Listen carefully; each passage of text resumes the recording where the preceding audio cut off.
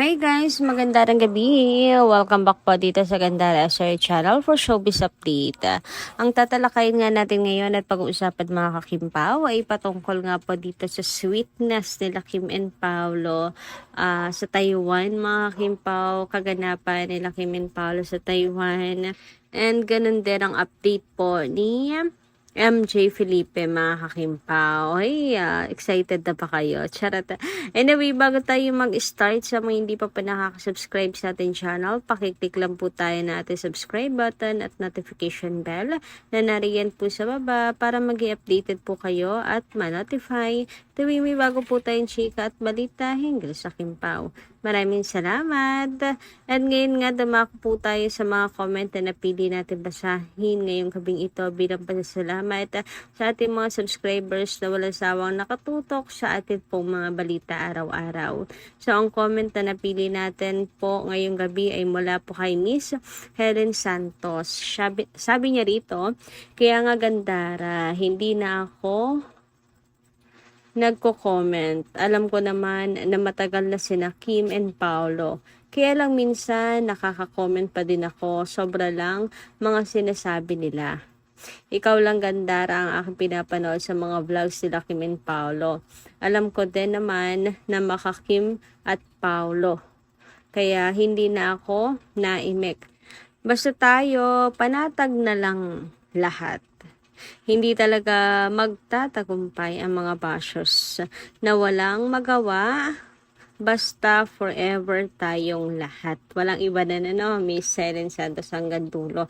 Alam niyo, natutuwa naman po ako na talaga namang grabe rin yung kapit ninyo kina Kim and Paolo, pagkapanatag sa relasyon nila Kim and Paolo. Kasi binibigyan din naman tayo ng rason nila Kim and Paolo para mapanatag sa relasyon nilang dalawa, 'di ba mga kakimpaw? Well, nariyan at nariyan ang mga bashers, hindi talaga yan mawawala mga kakimpaw. Nariyan at nariyan gagawa ng issue. Pero sa kabila ng lahat, 'di ba, maiinis lang tayo kasi ayaw nilang tigilan sila Kim and Paolo. Pero hindi ibig sabihin noon tayo po ay nakukuha na ng bashers kasi mananatiling panatag tayo sa Kimpaw. Hindi lang natin maatim ang mga sinasabi nila tungkol kina Kim and Paolo kasi normal lang naman yun dahil nga sa mahal niyo ang Kimpaw. Mabilis talagang maapektuhan kapag below the belt na yung kanilang pinupukol sa Kimpaw. Anyway, sabi naman ni Miss Leon Chatalian, I think nothing is wrong if Paolo and Casey work together again. If Paolo likes it, we can prove if Paolo can resist temptation. If not even painful for Kim, she should be happy to know early how weak Paolo is to temptation, or maybe his love for is not too little that he could not resist temptation.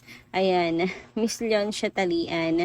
Alam niyo, hindi naman na kailangan mga kakimpaw pa natin pag-usapan ang tungkol dyan kasi naniniwala ako na hindi rin naman papayag si Paolo Avellino na makipag-partner sa iba kasi looking forward always si Pao na makatrabaho po si Kim. Lagi siyang happy. Basta marinig niya na may bago na naman silang project ni Kim. Happy siya, to be honest, na marinig yon. It's just that si Paolo lang talaga marunong po talagang magbalanse ng buhay, personal life, and work, mga kakimpaw. So, rest lang, pahinga lang. Pero hindi pahinga na ayaw mo ng makipag-work kay Kim. Relax lang. Pahinga muna sa trabaho para ang katawan makakapagpahinga, ang isip makakapagpahinga, 'di ba? Healthy living kasi si Paolo Avellino Buti nga nahahawa sa kanya si Kim. Napapansin nyo, mas madalas ng vacation, mas madalas ng pahinga ni Kim ngayon compare nung nakaraang taon, mga nagdaang taon, mga kakimpaw. Mula nang maging sila ni Paolo Avellino, talagang mas ano na yung kanyang schedule ngayon, mas maluwag. I mean, puno pa rin naman ang schedule niya, pero mas marami pa rin yung ano niya, vacation niya ngayon kaysa noon. Dati kasi talaga, ang pahinga lang ni Kim, Pasko at Bagong Taon o kaya Lenten season, wala na. Pero ngayon, ayan o, diba? Nakapag-Taiwan, nakapag-France, nakapag-New York, o diba? Samantala, narito naman guys, ang bagong edit ni Carlos Miguel, mga kakimpaw. I-share ko lang sa inyo kasi natutuwa ako. Kasi ngayon pa lang na-imagine ko na ang pagkapanalo nga ni Paula Avellino sa 21st Seoul International Drama Awards 2026. Uy, na tumatanggap si Paula ng award. Lumalakad po sa napakahabang red carpet, mga kakimpaw, at nagsasalita ng Korean language. Hoy, ang pogi talaga ni Paolo Avellino. Sabi nga ni Miss Carl, sigurado ang pogi ni Paolo. Nandito sa edit nga po ni Carlos Miguel ay napaka-pogi talaga, mga kakimpaw. Parang totoong-totoo talaga. Close to reality talaga to, mga kakipi, oh. Hindi mo pagkakamala na edit eh.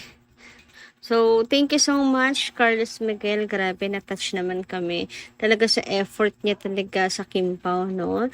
Saka talagang siya na yung bahala sa mga dilulos natin, sa ating mga imagination, mga kakimpaw. Ayan, sagot na niya yan. Sabi nga niya dito, I fully trust the voting power of Kimpawlandia. Hashtag Paula Avellino will win and will accept his award at Seoul International Drama Awards 2026. How to vote? Download the Idol Champ app. Tap vote and find Outstanding Asian Star Philippines, and then ano nyo nga po, piliin nyo yung Outstanding Asian Award.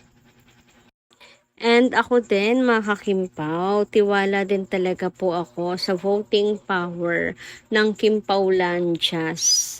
Maipapanalo natin to, Kimpaw, si Paula Avellino. Sa ngayon, marami nang bumoto kay Paula Avellino, and sana magtuloy-tuloy, mga kakimpaw, no? Alam niyo naman, minsan ang kalaban sa huli yan bumabawi, kaya wag pa kakampante, mga kakimpaw. Anyway, ngayon pa lang, congratulations na kina Kim and Paolo kasi nananatili na sila yung first and second sa botohan, mga kakimpaw eh. So, maalinwan po sa kanilang dalawang manalo. Congratulations. And kahit naman si Kim ang manalo, panalo pa rin yun ni Pao for us. And kahit si Pao ang manalo, panalo pa rin yun ni Kim para po sa atin. And para na rin kay Kim. Kasi yan ang kagustuhan niya, mga kakimpaw. Samantala, dumako naman nga tayo dito sa matinding ayuda talaga nila Kim and Paolo na nambubulaga. Ang kanilang trip to Taiwan, mga kakimpaw.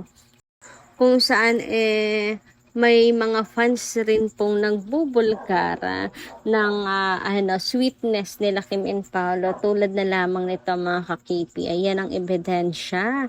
Alam niyo, natutuwa ako sa mga Kimpaw fans na talagang hindi rin pinangungunahan ng Kimpaw. Marunong rumespeto, marunong lumugar, ayan, marunong anuhin yung privacy nila Kim and Paolo.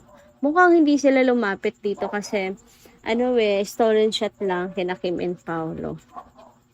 Literal na makita ko lang kayo na magkasama, makonfirm lang na magkasama, ay happy na, mga kakimpaw, di ba? Kahit walang selfie, basta talagang sigurado ka na magkasama ang Kimpaw, super happy na, mga kakimpaw. And yan ang ngayon, yan ang matibay na ebidensya natin, mga kakimpawlansya.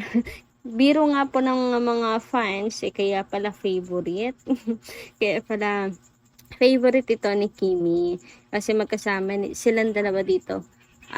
Secret, hindi na pala ngayon secret. Trip nilang dalawa ni Paolo sa Taiwan. Pero to be honest, napapaisip ako, bakit hindi yung sa France? Mas matagal po sila sa France na magkasama. Siguro kasi may ibang layunin si Chinita Princess and Paula Avellino. Both busy silang dalawa dito mga kakimpaw sa France. Although magkasama sila, dito sa Taiwan talagang sulit na sulit nila.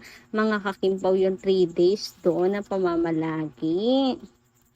Kaya ito siguro yung favorite niya. Pero pwede rin yung sa New York mga kakimpaw. Kaso medyo ano na talaga siya, private to share mga kakipi kasi involved doon syempre si Aki. Di ba mga kakimpaw?